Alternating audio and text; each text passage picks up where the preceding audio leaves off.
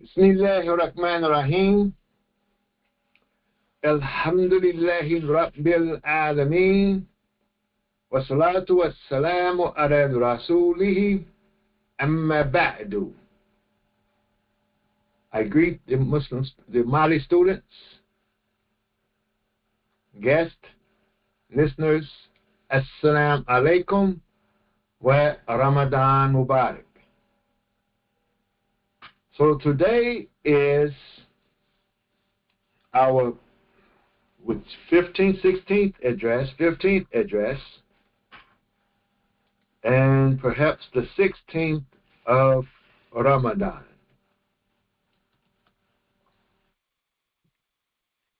The 16th. So if you look out, last night the moon should be full. 15th night, 16th night, 3 nights of the full moon. They're called the white nights, or the white days, the white nights, if you look in the sky. And then the moon begins to wane. And then tonight is the odd night. Not the odd night. Yes. This is the 16th day. Last night was the 16th night. Tonight is the 17th night, and then you have the 17th day.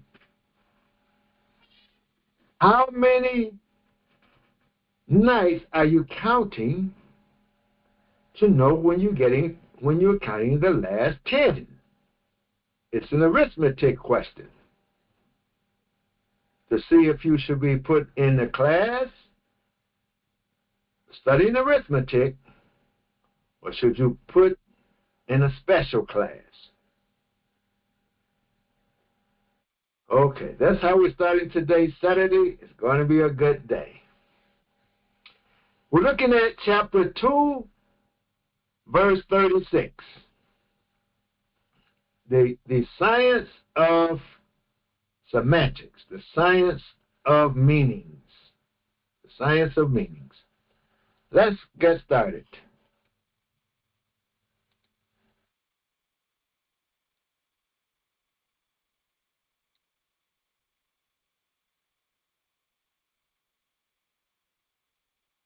Bismillahirrahmanirrahim. فَأَزَّلَهُمَا الشَّيْطَانُ عَنْهَا. That's a verse. This is the verb. It starts with the particle, fa.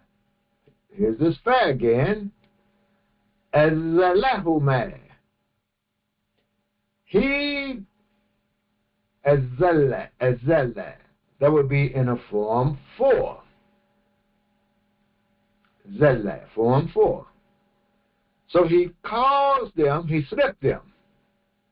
He slipped them, meaning he caused them to slip. He caused them, who man? Both of them. Ash-shaytanu, the Satan, anha, from it. Now notice how we're watching this scene now. We have this imagery. The imagery is placed on the screen of our imagination. It's not to be taken literally real, just like when you go into the movies. You're watching it, it looks real, the people look real, but it's not real. They're actors. They're acting out characters. Those are not the real people that you're seeing. That's not them in their real character life. You don't judge them on their life by the character they're performing. Some characters, some actors could perform, and some actors don't want to perform those characters because the people will start seeing them as those characters that may prevent them from performing another character. It's all acting. Now, where did they get that from? Perhaps from Scripture. And there are certain symbols and signs that's in the movies, and there's symbols and signs that's in the scripture. But don't take the characters to be real. Physical characters. And Allah is narrating the whole story. Allah is narrating the story. And Allah is putting himself in the movie. If you can understand what I'm saying. So look, and we're watching, and we started out with the Khalifa. We're still talking about Khalifa.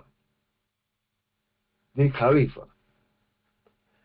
And the Khalifa, Adam is chosen to be the Khalifa. Allah still in the process of making the Khalifa. Adam comes.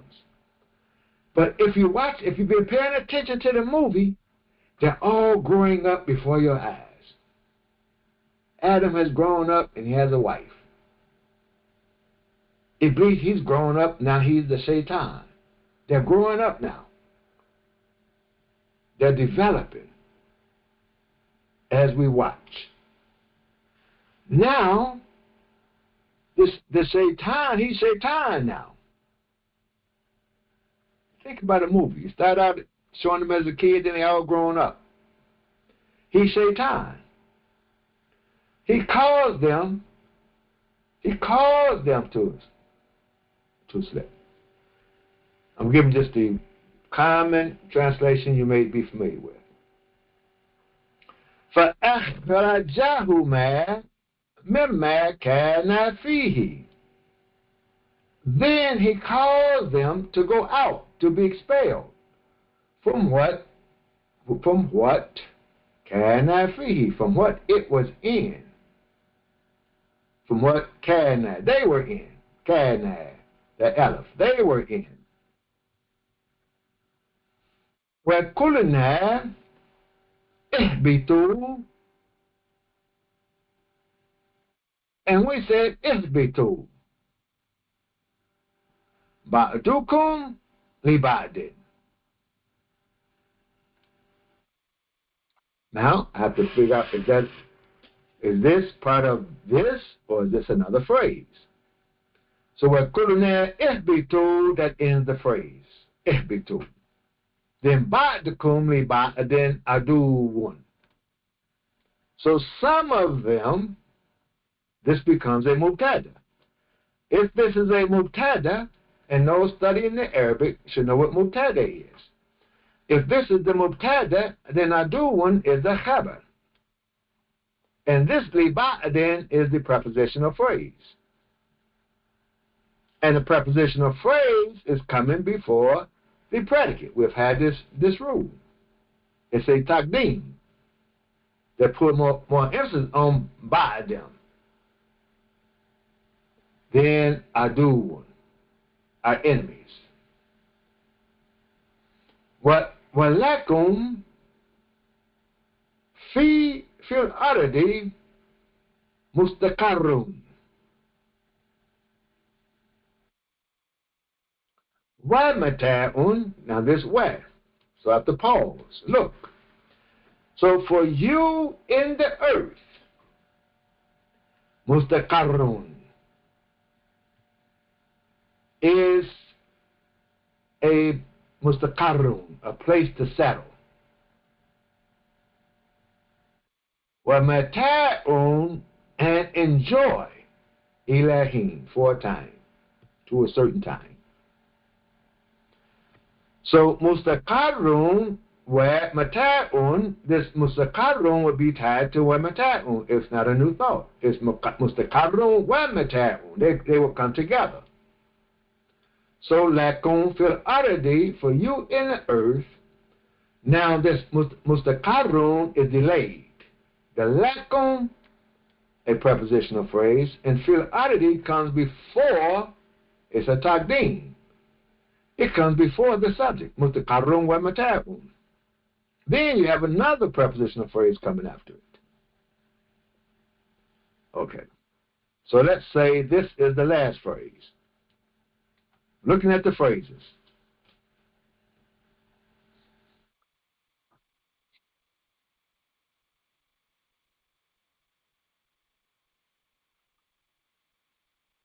Now, let's look at the reflection. Now, that's the basic fundamental translation. In this book on reflections and commentary that I'm writing of the Quran, I have to say again, it doesn't replace a translation. If you're not familiar, if you have not read the Quran, I would not suggest that you read the reflection first and try to grab onto it. If you don't know Arabic, read Yusuf Ali first in English. Read Yusuf Ali in English and then read the reflection. Because it's not a word-for-word translation. So you may get confused about, if you have no Arabic, you know some words, you may get confused and say, oh, this doesn't mean that. Or this word doesn't mean this. You'll be looking for word-to-word, look for word-for-word translations. If you do that, the more you get into the book I'm writing, you're going to get lost. Then you may say, oh, this is not a good translation. It's not meant to be a translation. It's meant to be a reflection. I'm going to add words. What I'm doing is conveying the idea. I'm taking the Arabic and I'm conveying the idea in English. And conveying the idea, it's not a one-to-one translation in order for you to get this idea. And as you know now, as Arabic students, Quranic Arabic students, it can be very broad. One phrase can be very broad, so I'm not going to try to say everything in one phrase that phrase will give. It could be a lot said, but you don't try to write everything. So you have to understand that when you're reading the reflection. So here I'm saying, then Satan influences. Satan's satanic influences cause them to engage materially with an unintentional indulgence that cause them to exit from the heavenly circumstances they were in. That's all the way up to here. It's not word for word, but if you know Arabic, you can follow the idea that I am giving. We commanded, starting in the next part, we commanded them forcefully. You'll see that in Ihbitu. We commanded them forcefully.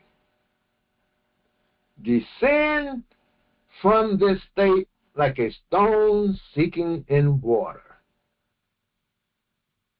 That's Ihbitu. Some of you, in the next part, some of you will cause transgressions, contradictions, and disturbances of harmony to others. Ba'dahum li ba'adin aduun. In the material realm, fil ardi, you will have a temporary place of settlement and enjoyment with extended benefits for a limited time. Now, if you know Arabic, you will see what I did. What I didn't do is what Yusuf Ali did. I'm not trying to copy Yusuf Ali and flip his words to other words. It's not a word-to-word translation.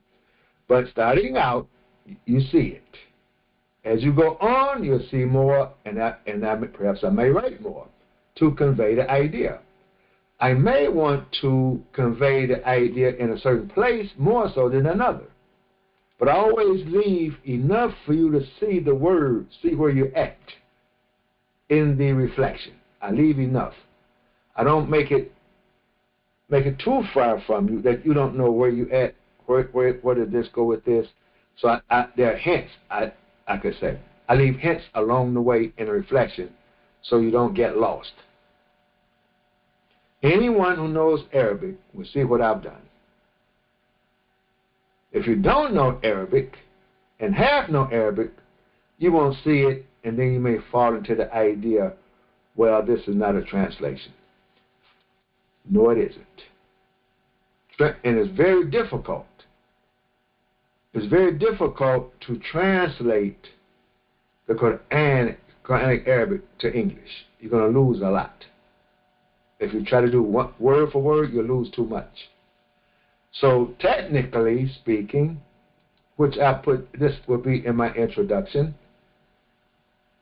the Quran, you can't translate Quranic Arabic, this Quran, this language. This is revealed language. This is not man's language. Man did not write this with his own hand. This is revealed. This is revealed language. And to put this language in another language, the revelation would not be the same. The inspiration would not be the same because the language won't have the power. Will not have the power, the emotional power to give you that same feeling that the Quranic Arabic will give you. It won't be able to do it. It will do it some, yes, but you won't get the same and the beauty. You won't get everything. So understand that. So the best thing to do is not so much look for the best translation. The best thing to do is learn Quranic Arabic if you're Muslim and start when you're young. That this is one of the languages that we should have. Quranic Arabic is one of our languages. Quranic Arabic. Not to speak the language, not to communicate with it. It's the language, it's the revealed language for inspiration. Every Muslim, it should be common for every Muslim to know Quranic Arabic on a 6th grade level, just as common as it for every American to read on a 6th grade level. And as Islamic leaders, we have to, with today's technology, we have to accommodate that. And as parents, you have the responsibility as a Muslim parent, the same responsibility that America put on you to put your child in an educational system at 5 years old. You have even a greater responsibility as a Muslim to put your child in an educational system to learn Quranic Arabic at 5 years old, if you understand. But if it's all about, you don't have to do that.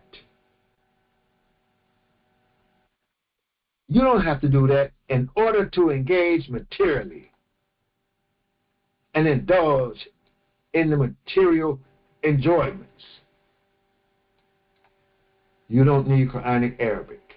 That's the whisper of Shaitan. You don't have to read the Quran in Arabic. If all you're looking for is a good life of material enjoyment, we will provide that for you. Yes. You're all grown up now.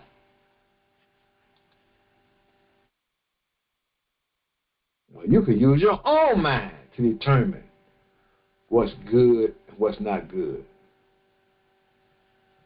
What's deception and what's not deception.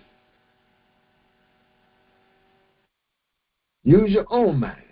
You could think, what's your opinion? Everybody has an opinion. Yes. Now, today we're going to look at some principles here of El Ma'ani. I have it now to set it up where we can learn principles. Then we're going through this during the month of Ramadan. Then when we come back during the regular time, each week we will go over, and I'm trying to put together, this is new for us. So I'm trying to put together a system for El Ma'ani. We have one with El Bayan. I showed each principle. It's 4 principles, so you learn those 4 principles and how they apply to the Quran. Here in El Ma'ani, there are more to learn. There's a lot to learn, so at least what I can do is in the beginning of the year, when we go through a verse, we can look at the principles of Ma'ani in that verse. Through repetition of continually seeing these principles, perhaps that's how you will learn. So as a teacher, I'm learning to teach as I go.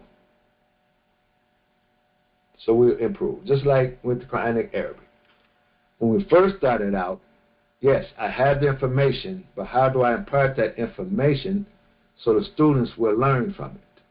So some of you have been with Mali for quite a while. You can see people come into class now. You may see, well, it's easier for me to give it to them than it was to give it to you. And there are places I stop, this didn't work, that didn't work. Certain things do not work. The way the students respond, I have to pull back. Having a class on writing, it didn't work. So we have one writing, but coming back to the Arabic, we come back to the Arabic. And you're learning something new. You're here, so we're learning something new. And when we're done, as we go, we're at the point now we want to learn every aspect that we can of the Quran in terms of reading it with comprehension. Mali will soon have a good system of learning to read the Quran with comprehension. Today is Saturday. I'm going to take my time today. That's where we're headed. Not trying to read and study every subject. And it's a sin. It's a sin to study knowledge that you're not going to use.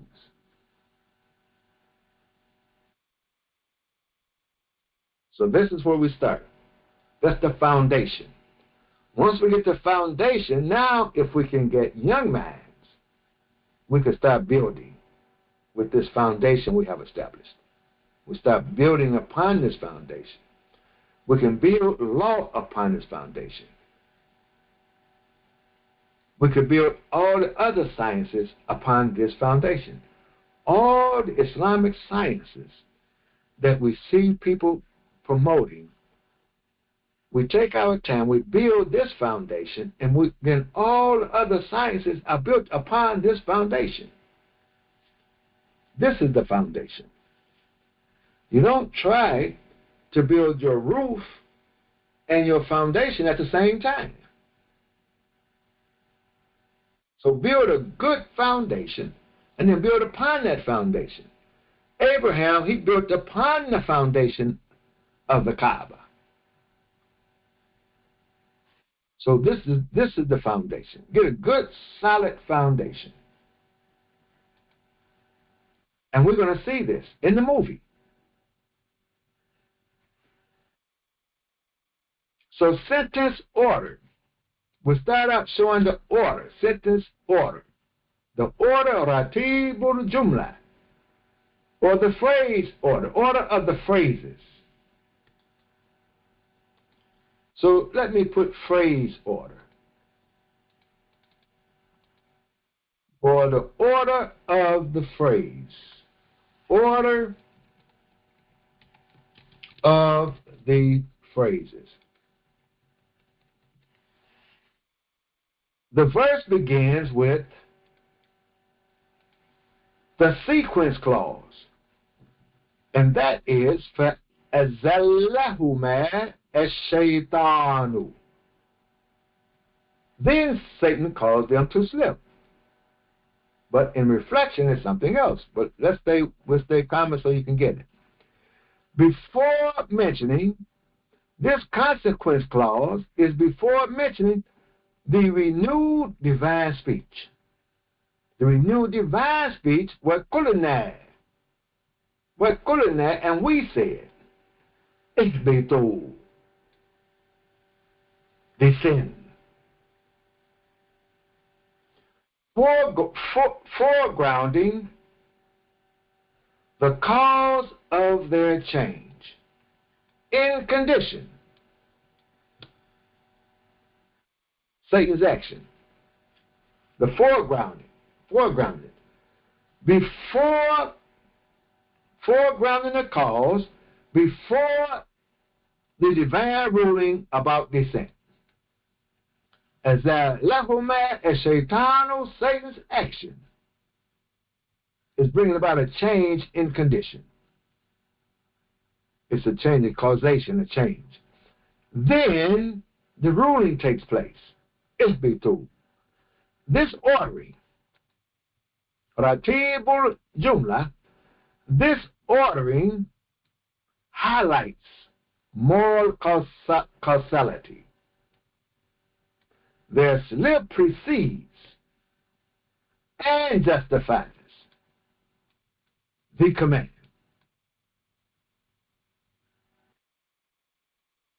It precedes and justifies the command to descend.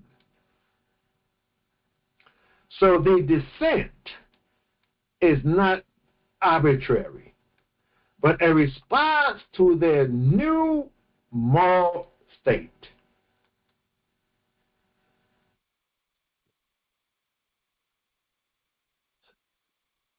Now, well, let's see what happens. Let's see if it unfolds. Let's see what unfolds.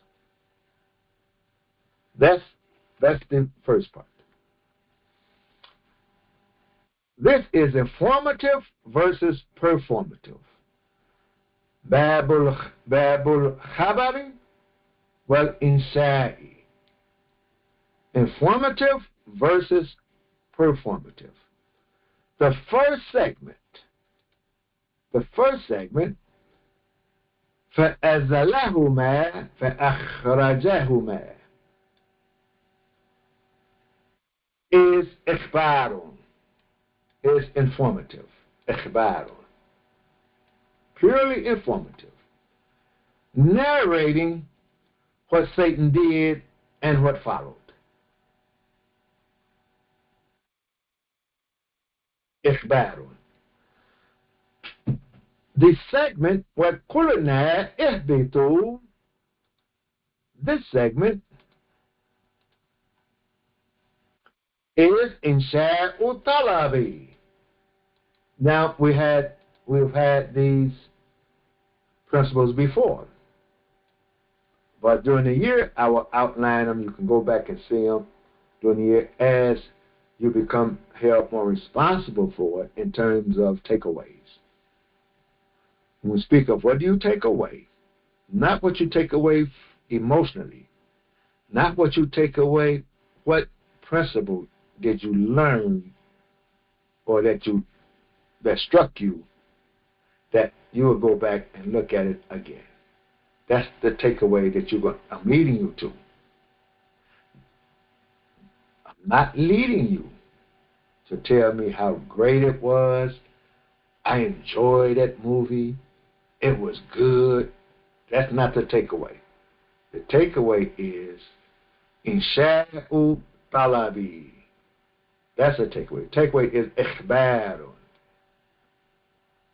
So here's a performative command. After seeing this about 10 times, you will get it. The same way when you saw men. And men is a jadal. What follows is majrurun bihi. After the 10th time, you got it. Same principle here. Ikhbarun, ikhbarun, ikhbarun.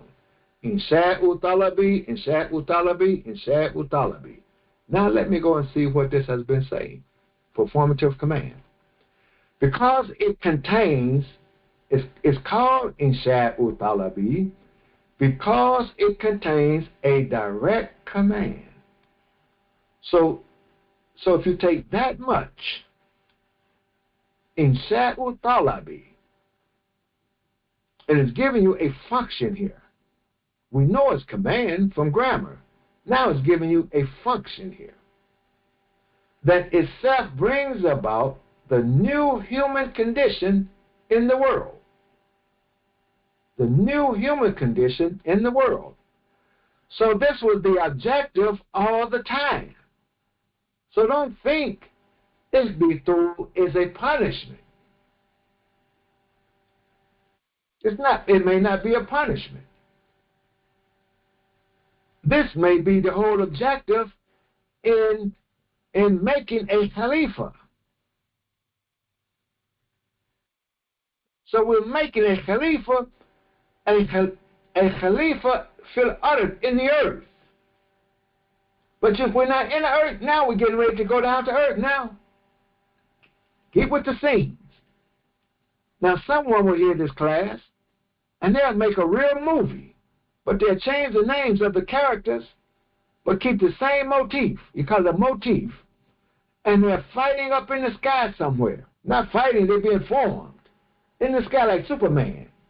He was formed in the sky. So he's being formed. And then eventually they're going to all have to come to the objective place, the earth. That's where they're going to have their real, true enjoyment. Only for a time.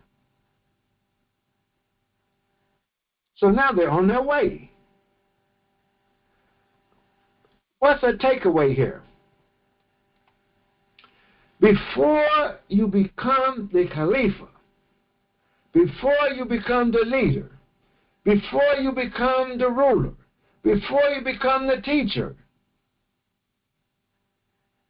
educate yourself first. Learn the names first. What are the names? Not the names. Get the knowledge first. Then step up.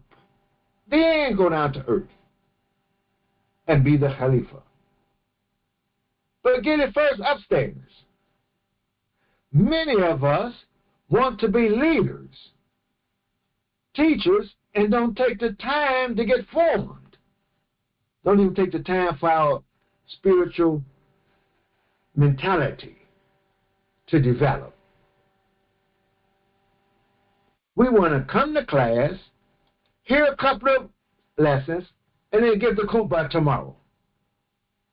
And go teach the whole community, and you half learned, half baked. That's a problem we have. Some of you want to pretend because you know. Do you have that Iblis mentality, or do you have that Adamic mentality? And you know your audience is ignorant. So you're going to pretend, deceive your audience. And as long as they clap and holler, you're going to stand there. But the next thing you know, you don't have an audience. And wondering why. Learn first, then teach.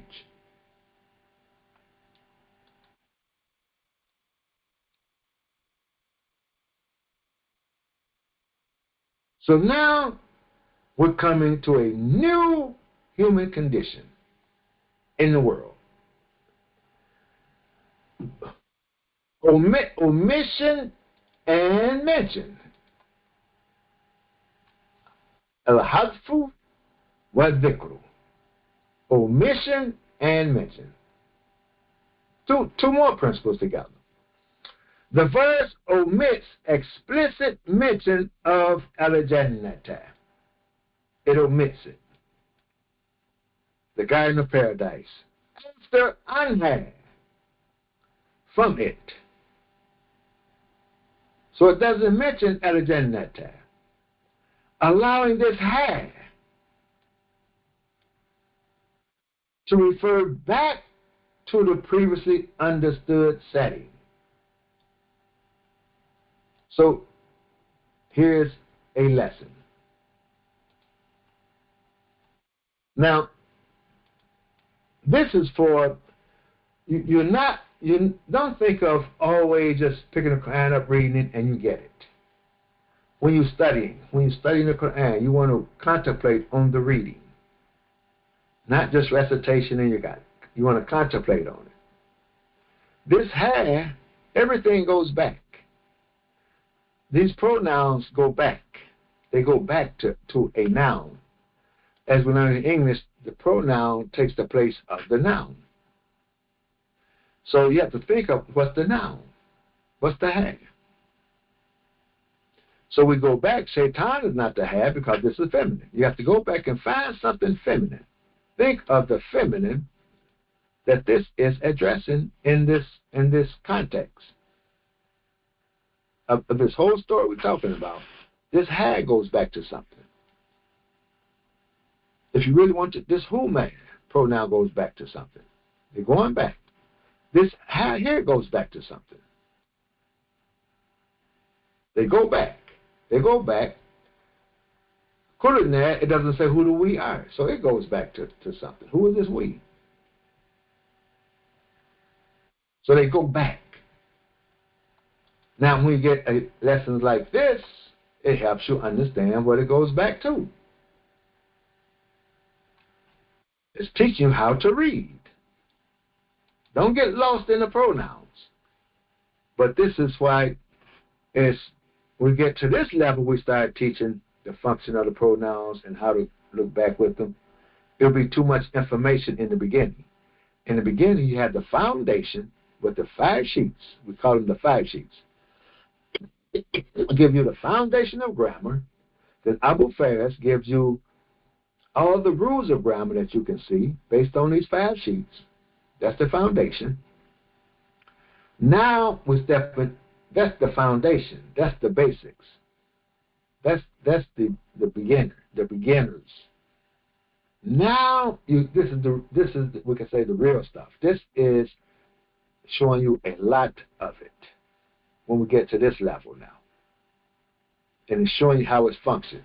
It's really showing you how to read the Quran as a piece of literature, a highly advanced literate class this is, because we're studying the literature of the best written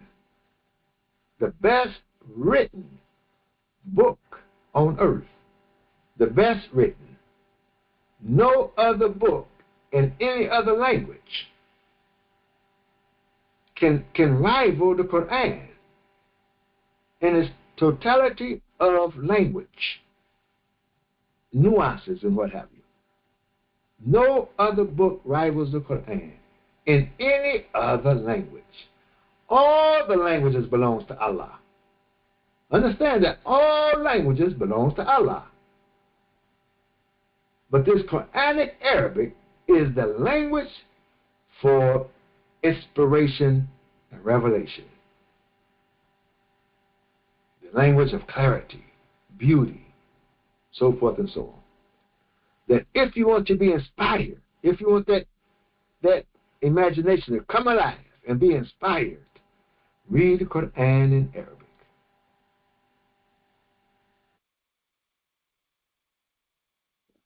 So this hat, it referred back.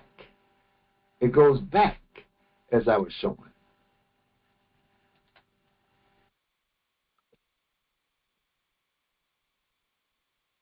To the previously understood setting, which creates a concise, that's why we use it. That's the function, a concise, context-dependent style. And what it really does, sometimes you will see in the movies, you're going through the movie, and they'll have some scenes where they go back. They may go back to an earlier part in the movie. They may go back to an early stage in the life of the person that says going on, and show you that so you can understand where you're at. So it makes you go back. It makes the mind go back. Let's go back so you can reflect. The Quran, Allah says, we revealed it in the Arabic language, in Quranic Arabic language. We revealed it in Arabic in order that you will yaqilun. You will use your intelligence. You have to use your intelligence because you have to reflect. You can't sit in a lazy boy chair of your mind and read Quran. It's going to make you reflect and go back if you're reading it properly. It forces you to reflect. So it's a context-dependent style. You dependent on the context to know what this have is. And it's really going to make you think, because what's the difference between the have and this he? They were in it. What is this he? They were in it. Masculine. Right? He comes in from it, feminine. You have to pause and think. It also omits a detailed description of the prior state. مما كان فيه. It doesn't tell you from what they had been in. So this he is addressing the state, and this one is addressing the Jannah. And replaces it with a pronoun phrase, fihi, which keeps the attention on the loss itself rather than on descriptive imagery of paradise. That's the function. Look at how Allah is writing here. Fihi. Yes, Allah is writing this. If you understand, is it you that wrote it, or is it Allah that wrote it? That's why we have in the discussion, could Muhammad the Prophet really write, or could he not write? Could he read, or could he not read? Did he write it, or did he not write it? No, he didn't write it. Did the scribes write it? No, they didn't write it. Allah wrote it.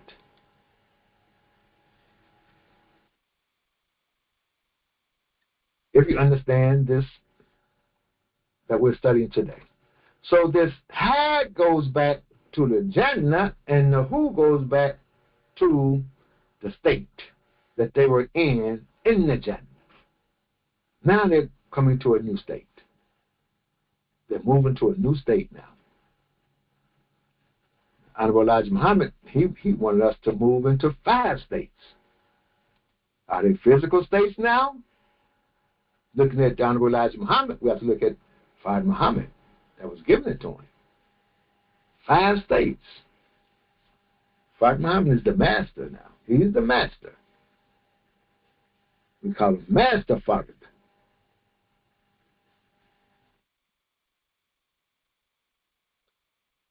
Some of us, when you see the word state, you think of Georgia, Florida, South Carolina, North Carolina, Tennessee. Some say states.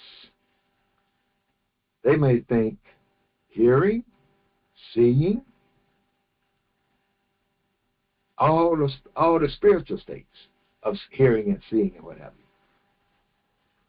Which states, what 5 states is he talking about?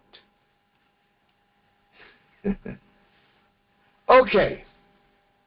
We're moving to a new state. The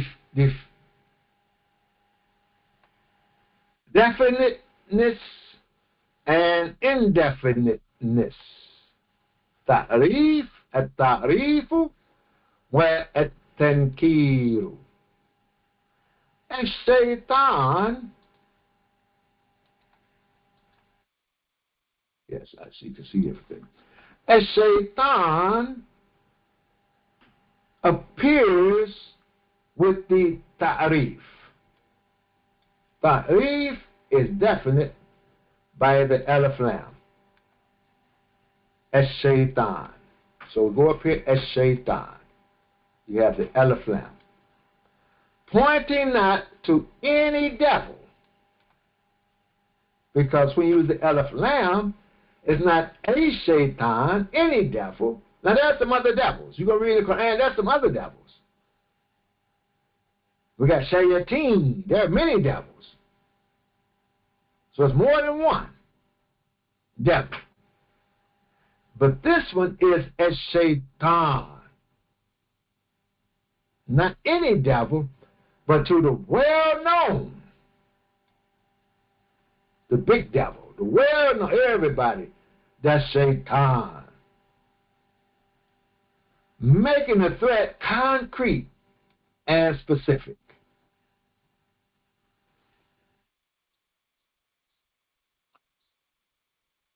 By contrast, aduun, an enemy. Aduun is an enemy. It is nakiratun. So aduun is indefinite.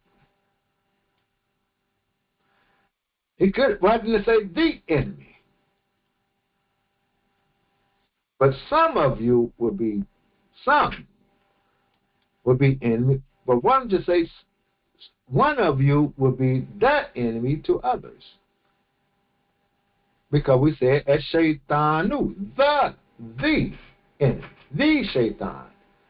But it is conveying this indefinite is conveying generality and extensiveness of enmity.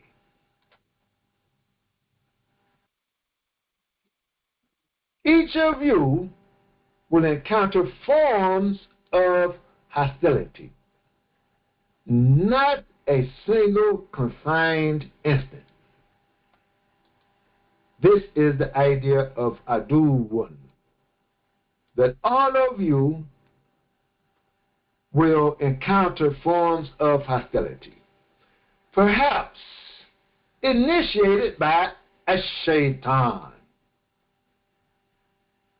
One shaitan causing ravat on earth, and he has his dupes working for him. The shaitan. Hope you see the language. And it's not a one-on-one, one-to-one engagement. So that was the definite and the indefinite showing in the verse. Here is connection and separation. El-waslu wa el-faslu. The use of fa in فَأَخْرَجَهُمَا, فَأَزَلَهُمَا, and فَأَخْرَجَهُمَا. Here is the fa. Let's see what he's going to say about the fa now. One thing we know about the fa, you already know that this fa is a conjunction, and we know between فَأَزَلَهُمَا and فَأَخْرَجَهُمَا, there's little time. He slipped and boom, he was out of it. Out of it with a slip because of the fa. So it connects slipping, azalahuma, it connects slipping with expulsion and expulsion. You just one slip and he's out. because of the fact. So he says it's tightly as rapid. Tightly as rapid, causally linked events. Rapid. That's what we're seeing. You say, man, he didn't get a chance. No, he's gone. One slip. And in our society, we may call it zero tolerance. Now we say zero tolerance, but we still show tolerance. Depends on who it is. If he's the boss's son, yeah, we practice zero tolerance, but we're going to give you a chance. But here in this, what we're watching here is someone that's honored above the angels. Honored above the angels. The most honored in the heavens. Decorated with knowledge. The slight slip, even though it was caused, فَأَخْرَجَهُ مَا, he's out. Now that's some zero tolerance. 2, وَقُلْنَا اهْبِطُوا. To move from فَأَخْرَجَهُ مَا to وَقُلْنَا اهْبِطُوا with where? With where? Now why could be right away, it could be time, it could be simultaneous. Let's see what he says. With where, then another fact. So you have fa, akhraja, fa, azalla, fa, akhraja. Now you're going to have wa, kulina. Fa, wa. See how we're reading this very, very closely, very tediously.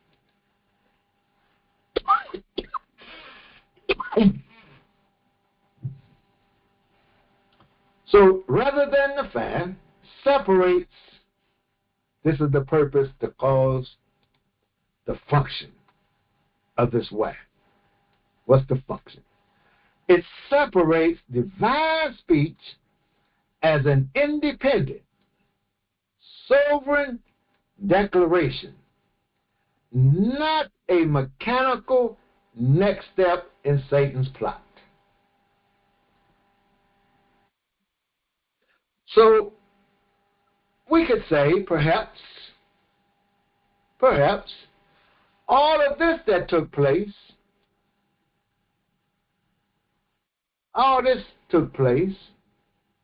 yes, but Kulinat is independent of that. Yes, and it shows Allah's mercy, it shows Allah's vision, it shows a lot. We can say, well, this was going to happen anyway. Yeah. Like, it's not punishment.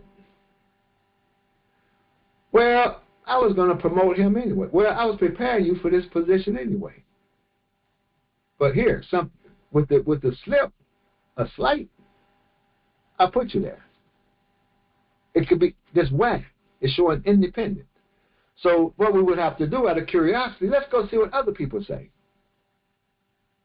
Let's go see what other people say. Now we're reading it. I'm reading it for myself. Let me go see what other people say about this way. And the phrase that followed. And the phrase that came before. Is it independent? Was this the objective anyway for them to go to earth, to be put in the earth? Was this the objective of inspiring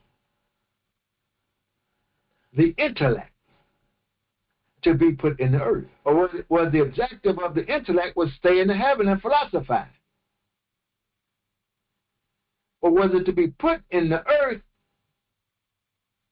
and make and have enjoyment and live in the earth for a while?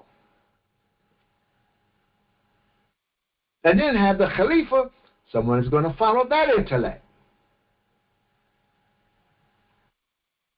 So let's go. Here's the formula. Let's read it yourself. Go and look what someone else says. So the best way I could do that would go to some tafsirs that were readily written. And I could look up and I could readily go to this verse in many tafsirs and find and see what all of them, what different ones will say about this way, if they mention the way.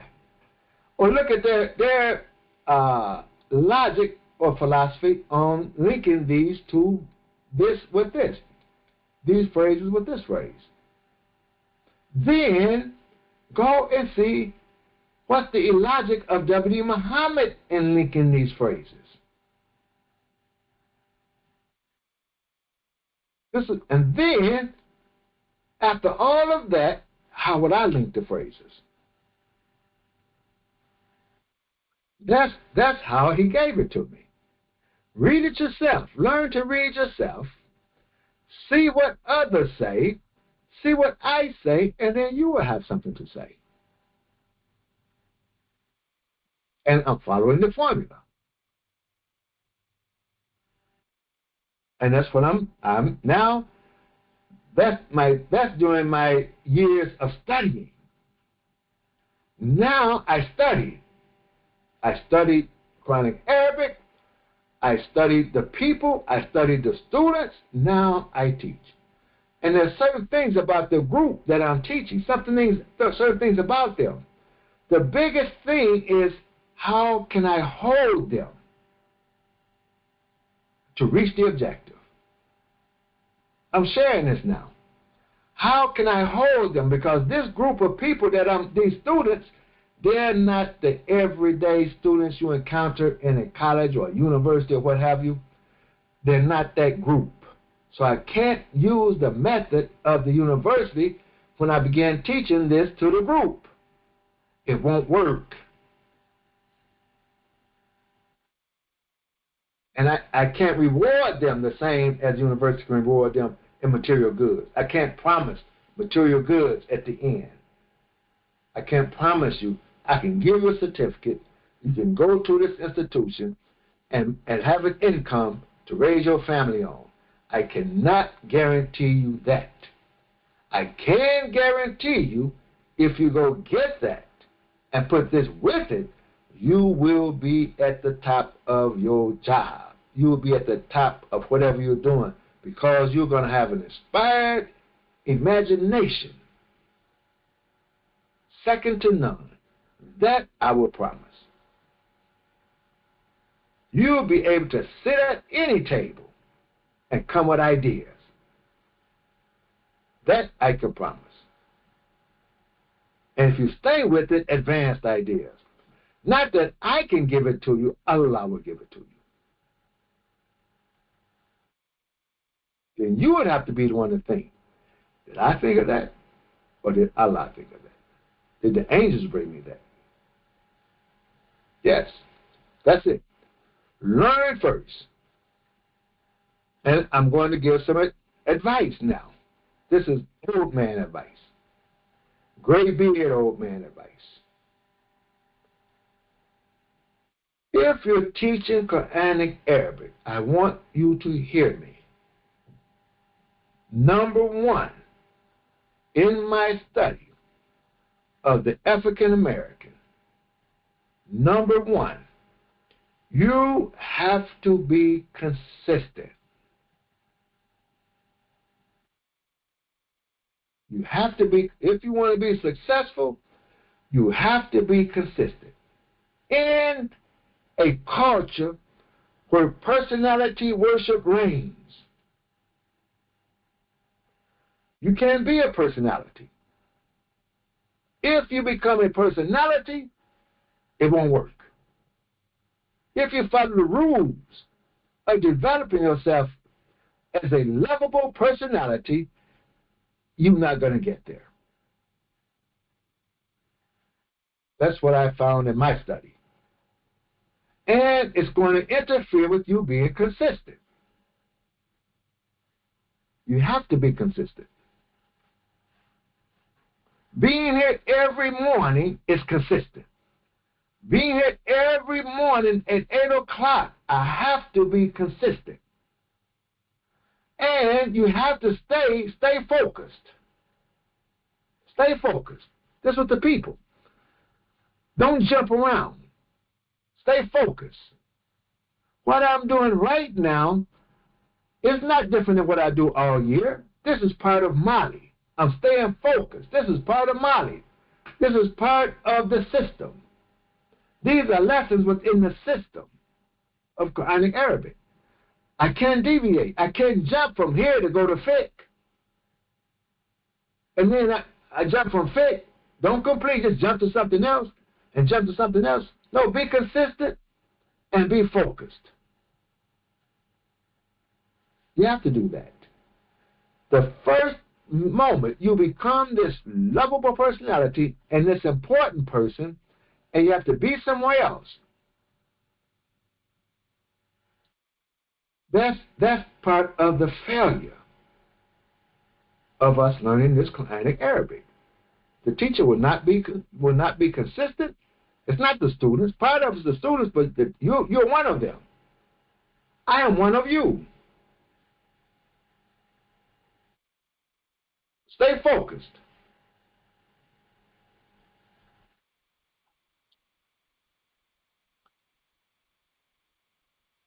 What does it do for this group of people? If I'm here every day at 8 o'clock, those of you who miss during the week because you're working, you have to go here, you got to go, I can't make it, I record it for you, you know, oh, I'll catch him Saturday morning. And guess what? He's going to be here Saturday morning.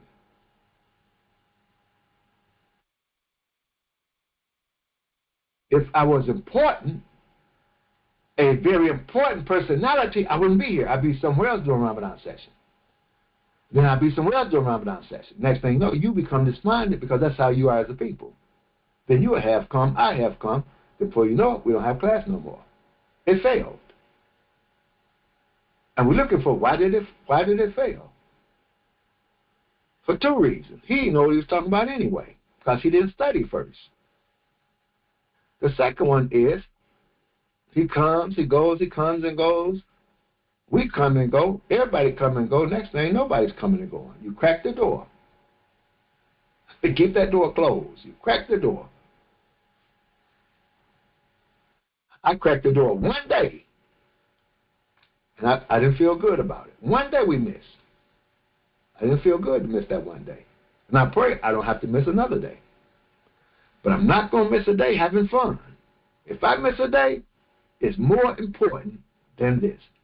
And the only thing that I have made more important than this is my family. And it has to be important to them. That's the only thing I've made more important in this life. My health and my family.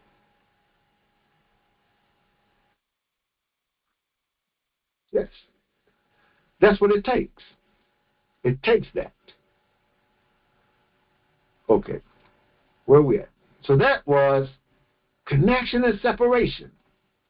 We have connection with faith, and there's a separation with what? It makes the reading different. Go back and look. And the ha and the who. Now, shifting of address. Iltifat.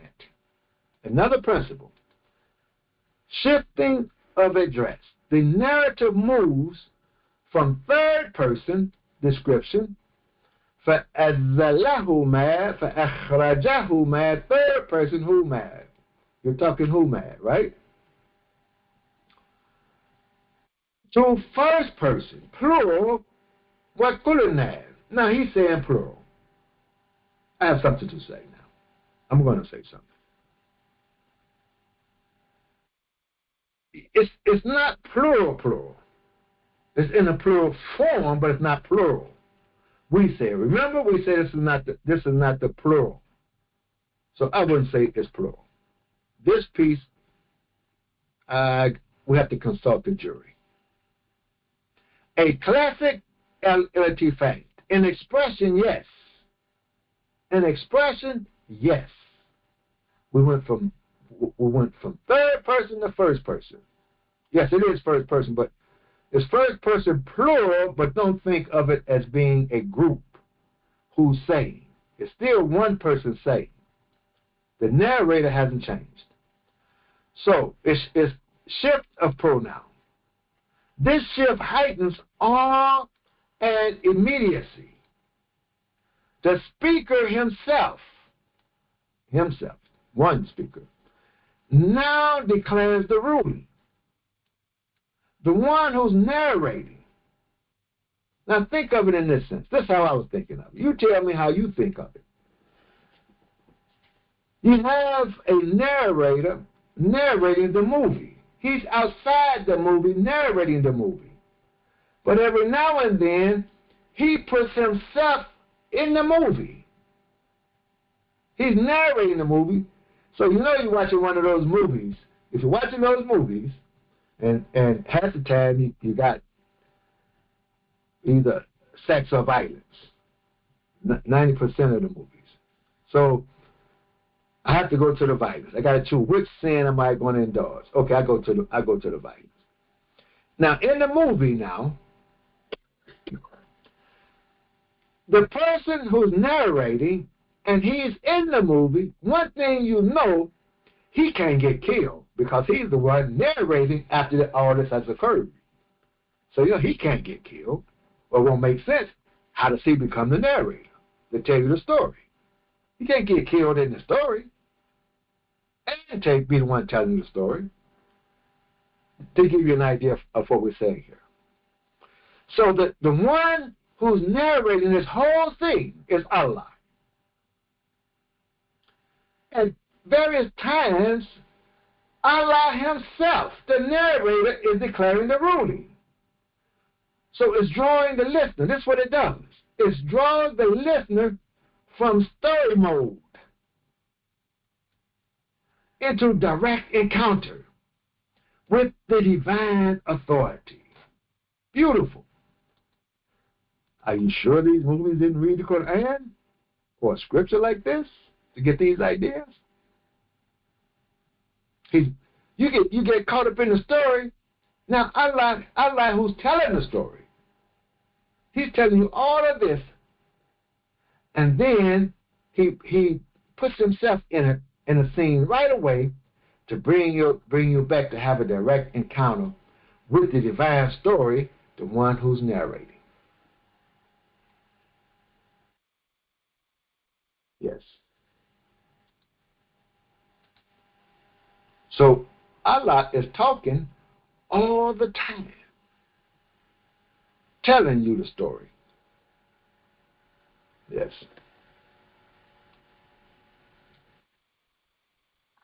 That was shifting of address. Shifting. Illitifat. Brevity and elaborateness. The expression al-ijazu, brevity. Well, al-itnab. We've had these two for a while now during the month.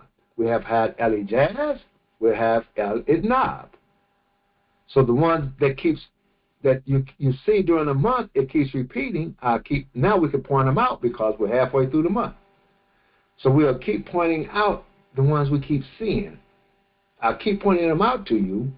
Those are the ones we should go learn. The ones that we keep seeing, those are the ones we should learn. The ones we see rarely, don't learn the rare ones first. What's rare, don't learn that first. Learn what's common first, what you keep seeing over and over first. Know that. So we'll map it out of what we have to learn. So the expression mimma kana fihi, from what they had been in, fihi, is ijazu.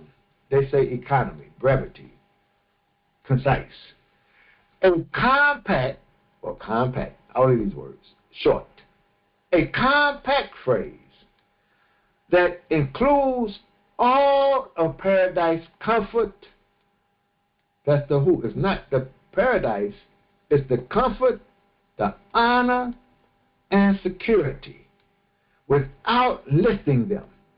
All of that is compact in this pronoun, really. We're talking about this pronoun. They've had the garden, and now there are the things in the garden. This who is going back to that it. All of it is seen in one context, in one entity. Comfort, honor, security, all of it's there. And more without listing. That's what they were in. In contrast, the worldly condition is spelled out with two nouns. Mustaqarrun wa mata'un.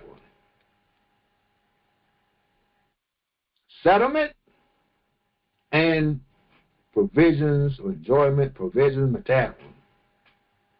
An element of itnab, meaning it's elaborated a little more.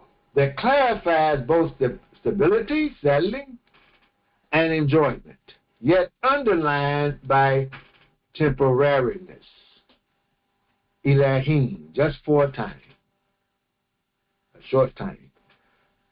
Now, don't think of it as you being put in jail. Don't think of it as that, okay, like some would think, okay, living on earth is hell. Earth is hell, the sky is heaven. Don't go down that road of religious thinking. No, it's not. You're gonna be settled. And you're gonna have enjoyment. But it's temporary. You're gonna build. The intellect is going, it has an objective. Engage. Engage the material world. Be the Khalifa. The angels was saying it. Up here, we already have the praises. We uphold your throne with the praises. No, I know something you don't know.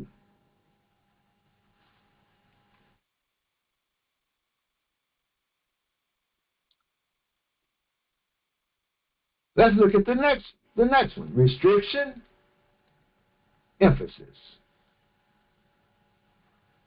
Restriction and emphasis. El-Kasru.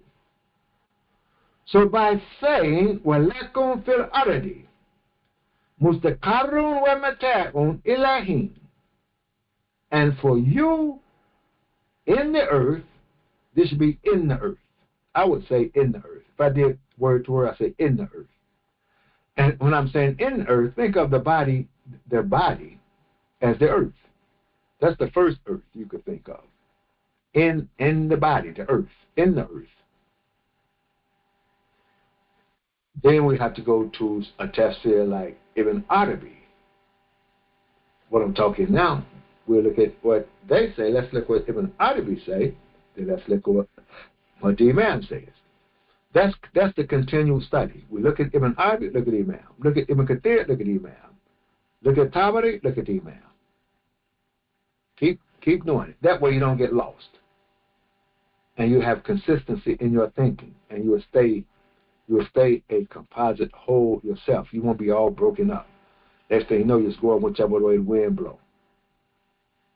So that's how I do it. Look at this, look at the Imam. Look at this, look at the Imam. Now, in order to look at the Imam, you got to keep reading the Imam. You have to keep reading the Imam. So you have to read. We have the treasure under the wall. You have to keep reading it. Read a little bit a day. You have then from there, go to the Ramadan session. We're putting it all together. It's developing. So I have to thank Imam Ronald Shaheed for his work. He's going to be appreciated in the future tremendously. Right now, we may not show that appreciation. But the work he's doing, preserving the work of Imam W.D. Muhammad like he's doing, believe me, and even Imam Mubashir Ugda with the library. So we have access now. They're making it available. And there are other transcribed works that Imam Nasser Ahmed did. All of this is for the students. These works are for the student. So if you want to get into this, you got to keep reading. Keep studying and reading. But just take a little bit. Now me, I do this a lot. I've been doing it a lot for years. I'm just saying. Then now you're learning where to go. So this feet. I have to go and research the feet. But this on earth, I'm not comfortable. I understand on earth, but it doesn't say really on earth. But we can say on earth. Is a place of settlement, mustaqarrun. That's where you want to settle. You and your wife. You want to be settled down, mustaqarrun. But this is settlement. This is where you settled. You settle down. We're going to build a town here, like I say in the class. Don't worry if I digress a little. Don't worry. It's Saturday. Saturday we can do this. Now, so someone, I know you know what settlement means, but just for conversation. So that's why I say when I go places, when I go to Arizona, and they keep saying to me, I catch the Uber. First, I'm inside. I ask for information. First thing the man said, welcome to the desert. I'm saying, okay. It goes in one ear and out the other. Yeah, but my mind is on getting an Uber. My mind is not on thinking about the idea of a desert. I'm thinking about this Uber ride. I can't let too many things come in my head because I know my head can be full of stuff. So I got to stay focused sometimes. But when I have my wife with me, I can take a trip, a mental trip, because I can just follow her. I know that's strange for a Muslim male to say he follow his wife, but sometimes I do. I follow her. When she said let's go, I said, okay, I can take a mental trip. So, but I can't take a mental trip. I got to know where I'm at, know where I'm going. And it's at night also. No, it wasn't at night. Was it at night? Well, it became night by the time we got to our place. But anyway. So we get in with the Uber driver, welcome to the desert. That's twice I hear this word desert. Then someone else says about the desert. So now when I get with the brother, I'm realizing everybody keeps saying desert. I don't know. I didn't study geography.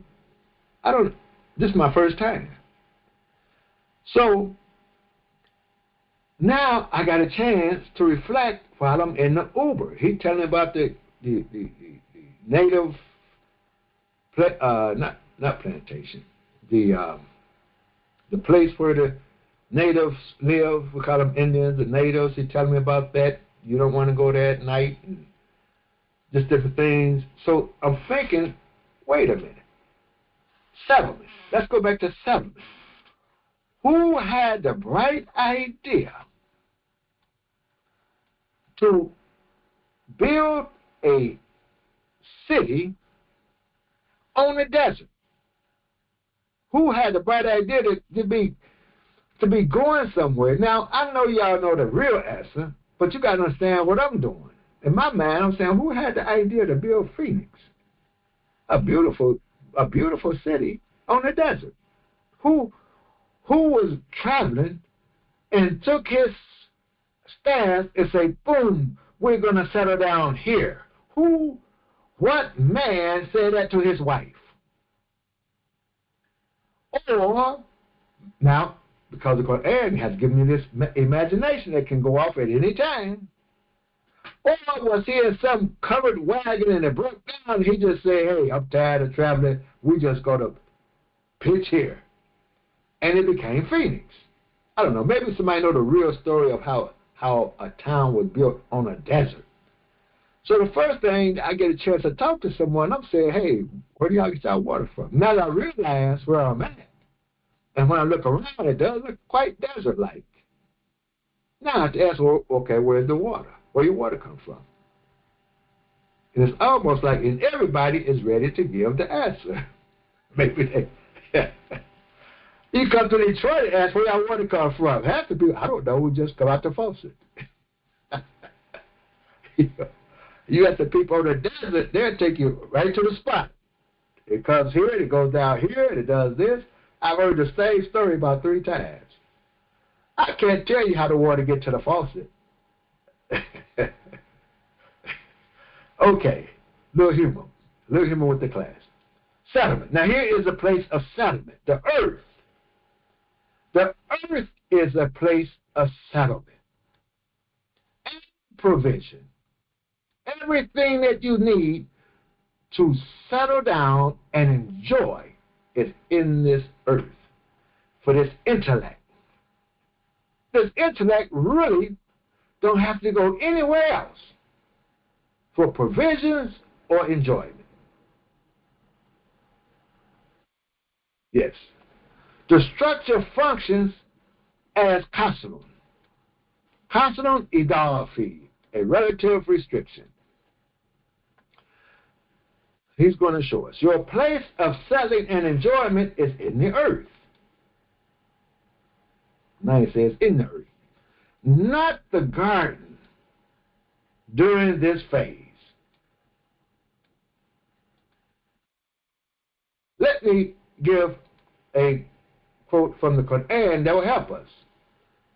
Look now. It's possible. It's restriction.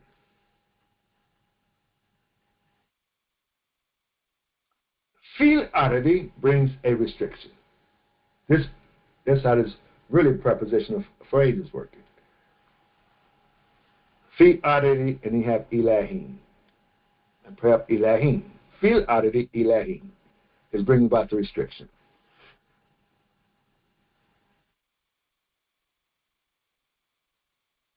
Your place of settling, mustaqablan wa mata'un, is in the earth, not the garden.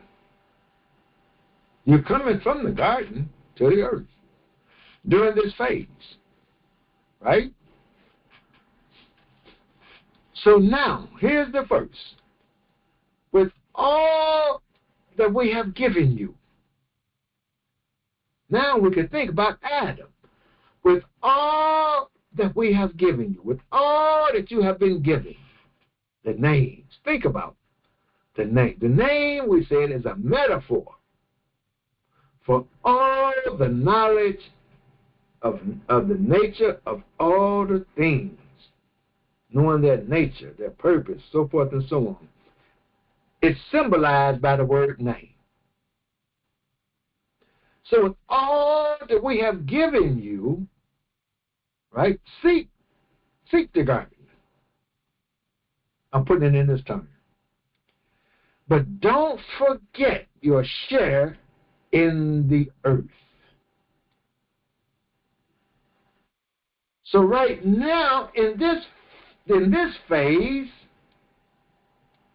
put that intellect, all that we have given, put it in the earth. Yet, in doing so, you're still seeking the return. Now, return gives us another idea. All that you are putting in the earth, yes, but you're also seeking your return.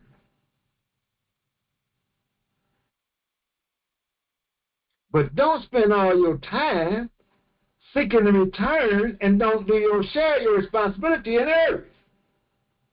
Don't use your intellect for that, like many of us do when it comes to religion. The phrase Elohim further restricts. So the first is a restriction, and the second is a restriction. Fi is a restriction, and Elah is a restriction. These are functioning. This is how these prepositions are functioning, creating these prepositional phrases. This is how the preposition is functioning in creating these phrases. So this Elah restricts.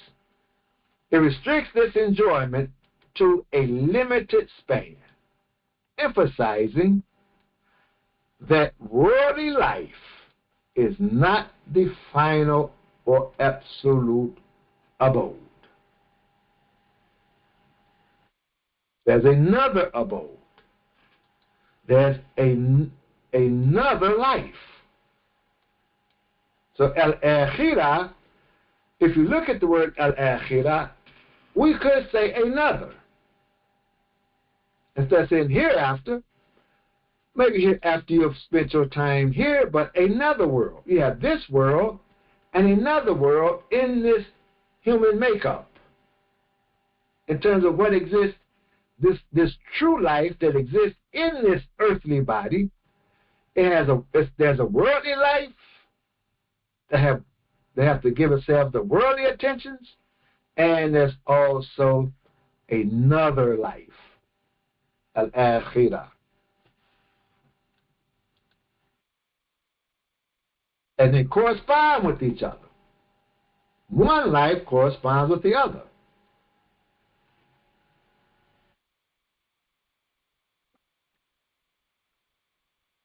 No one is going up to the other life except the one that came down from the other life. Think about that saying also. Now, generality and particularity. El-umumu wal-khususu. Ithbitu. He's saying.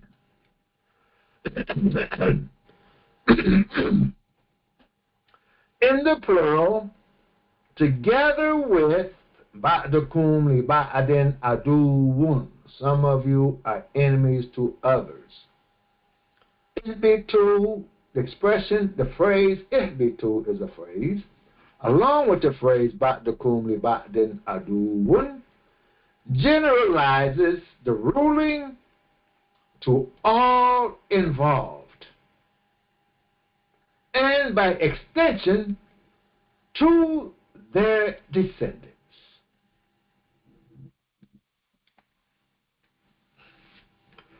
And remember the extension. We have honored all the children of Adam, have been honored.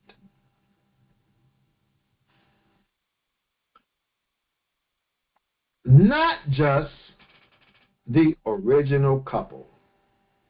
See the shift that took place. Now, this is how the scholar is giving it from a certain perspective, that the taking place of the shift.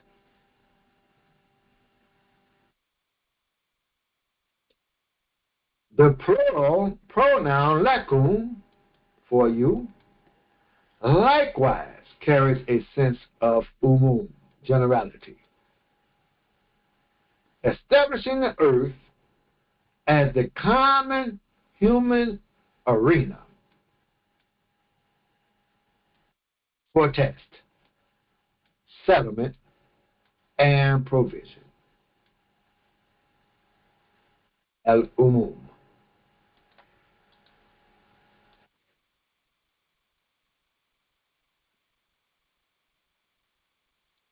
He didn't show, well, the al-khusus would be the two then, instead of just the two, specifically to the two. Unless I missed a part. Now let's go to the comment.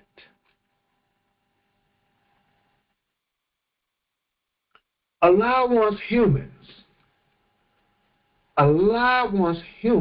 to engage with their intellect with the entire creation. You see the connection right away. Using their intellect to uncover information or utilities, wujud, that will enhance the community's comfort, wealth, and aspirations. This engagement should reflect their inherent capacities and divine potential. Yes, that you have been given, that you have been honored with. That's why I'm saying that they correspond. All that you've been honored with in the heavens, you've been given. You're grown up, you come to earth, you have responsibility now. And that responsibility in terms of engagement with that intellect, it will reflect the inherent capacity that you have been given in terms of that divine potential. All of that behind the names, all of what's behind the name that has been given to Adam, the names. See how it's this name is it's not just the name of something, but this name is talking about all of the inherent knowledge, capacities, and abilities that has been given. That's why we call it divine potential. You're not God. Don't think you're God because we say divine potential. You're not God. Understand that. But see what we're saying here. That sums up what we're talking about, of course. However, now, Satan has introduced distractions within the universe that cater to the superficial aspects of life. Now what we really need, because Satan is so subtle. Subtle means you don't see it. We really need further calm. Remember further calm. Guidance and further calm. We need guidance and further calm. I'm kind of digressing on this. Because further calm will allow us to differentiate between what's guidance and what's deception. And Satan is working all the time right alongside man who has this enhanced intellect working in the earth. Satan is working right next to him. So I heard her talk yesterday, putting down AI, putting down the computer. The religious man, he's putting it down because he can differentiate between what have we brought about using our divine potential to help advance man with the computer, with AI. Yes, it's man advancing himself with this. And what part of it are we to accept that's going to help us in our guidance, it's going to help us in our observation and creation and all this, engaging creation? How much of it's going to help us, what Allah wants, and how much of it is going to hurt us, what Satan wants?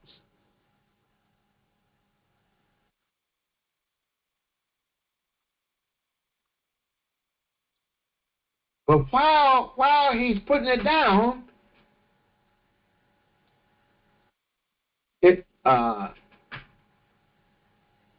he has a phone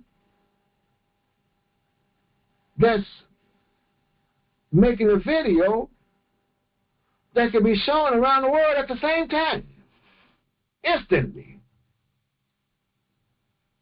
which is a part of this whole computerized development. AI is a part of it. He's using it, condemning it at the same time. In the older days, once we got used to it, we go and we take, if we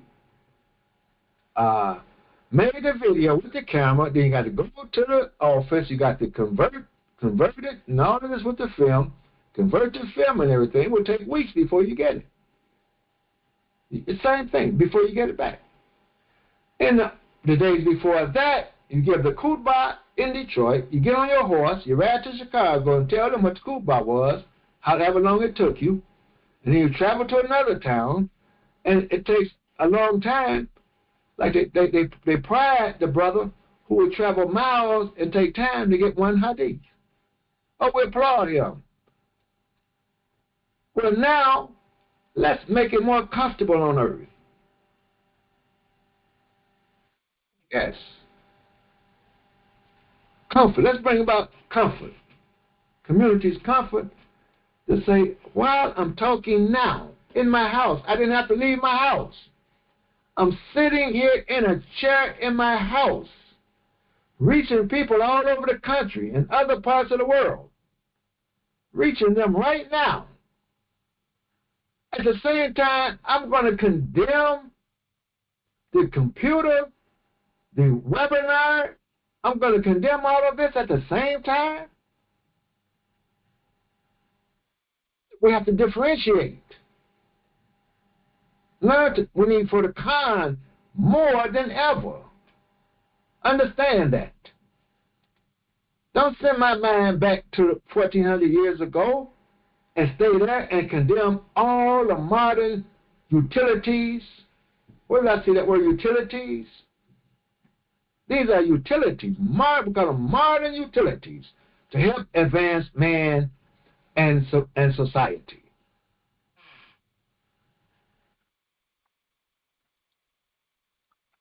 Okay, that was another digression. So, know the difference between Satan has introduced distractions that cater to superficial aspects of life. If individuals are not cautious, they may place excessive importance on these distractions, neglecting what their hearts and souls genuinely need. Consequently, they may prioritize pleasing their material side while starving their spiritual well-being. Next thing you know, Satan has gotten you out of the place that you were in. Just one slip, zero tolerance. The distribution of material resources can be unequal, leading to deprivation for some and abundance for others. This disparity can foster enmity and hostility, contrasting sharply with a universal state in which material constraints do not limit resources. Neglecting spiritual growth by focusing too much on material extremes can harm one's moral sensitivities, diminishing the capacity to love, share, show compassion, and consider the needs of others. It is essential to return to a state where these values are prioritized.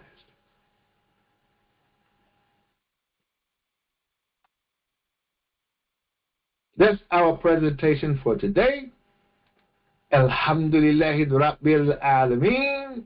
Assalamu alaikum wa Ramadan Mubarak.